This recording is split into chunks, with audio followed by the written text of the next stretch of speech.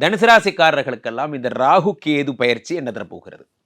பொதுவாகவே ஒவ்வொரு கிரகங்களோடும் ராகு சேரும் பொழுது ஒவ்வொரு விதமான பலன்கள் கிடைக்கும். தனுர் ராசிக்காரர்களுக்கு ராகு ஜென்ரலாகவே நல்லவன்.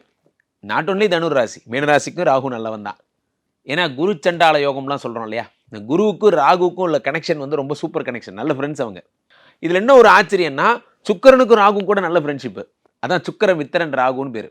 இந்த ராகு குருவையும் சரி, அசுரகுரு சுக்கராச்சாரியாரையும் சரி, தேவகுரு பிரகஸ்பதியும் சரி பகைச்சிக்காத ஒரு ஆள். அந்த ராகு உங்களுக்கு 3ஆம் இடத்திலும் கேது 9ஆம் இடத்திலும் வருகிறார்.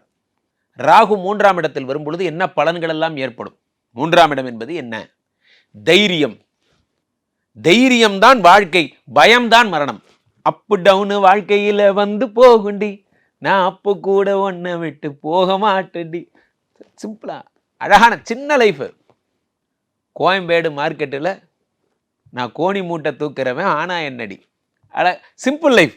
என்ன இப்போ அதனால் என்னப்போ வாழ்க்கையில் பார்த்துக்கலாம் சார்.